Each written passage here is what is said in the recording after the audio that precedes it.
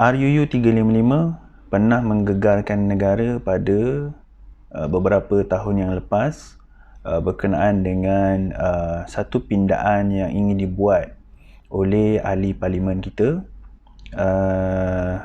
dan kemudian ianya masih lagi ketika ini tidak mendapat lagi persetujuan dan tidak lagi dipinda. Jadi mari kita lihat dahulu apakah yang dimaksudkan dengan RUU 355 ini, siapa yang membentangkan, apakah yang terkandung dalam pindaan-pindaan tersebut, cadangan-cadangan pindaan tersebut. Akta 355 ataupun RUU 355 adalah Akta Mahkamah Syariah dalam kurungan Bidang Kuasa Jenayah 1965.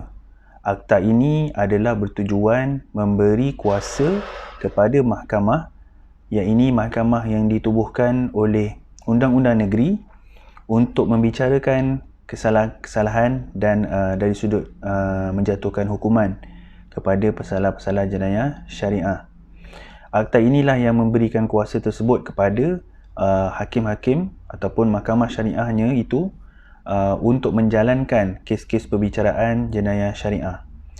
Ditubuhkan akta ini pada tahun 1965. Pada asalnya, akta ini hanya memperuntukkan hukuman denda sebanyak tidak melebihi RM1,000 dan hukuman penjara dijatuhkan tidak melebihi tempoh selama 6 bulan sahaja. Itu adalah waktu awalnya pada tahun 1965 akta ini ditubuhkan.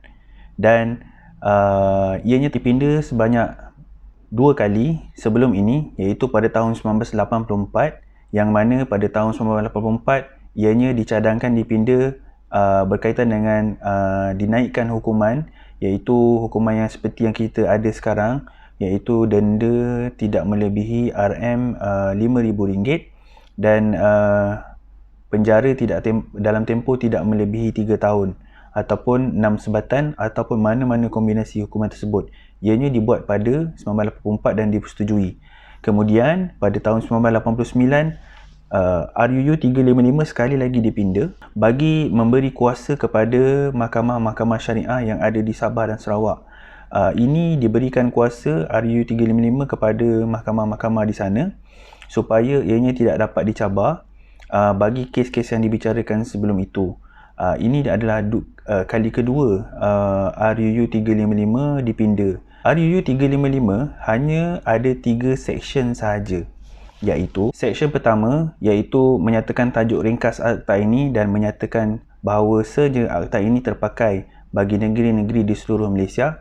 Seksyen yang kedua menerangkan kesalahan-kesalahan yang berlaku dalam kes jenayah syariah dan hukuman-hukuman yang diperuntukkan bagi kesalahan-kesalahan tersebut. Bagi seksyen yang ketiga, seksyen ini memperuntukkan memberi kuasa kepada mahkamah-mahkamah syariah yang berada di negeri Sabah dan Sarawak, dan ianya diberi kuasa kepada mahkamah syariah di negeri-negeri tersebut seolah-olah perbicaraan yang berlaku sebelum daripada pemberian kuasa tersebut kepada negeri-negeri mahkamah-mahkamah syariah di negeri-negeri tersebut seolah-olah ianya telah dibicarakan dan ianya sah. Ini 3 sahaja seksyen yang melibatkan RUU 355.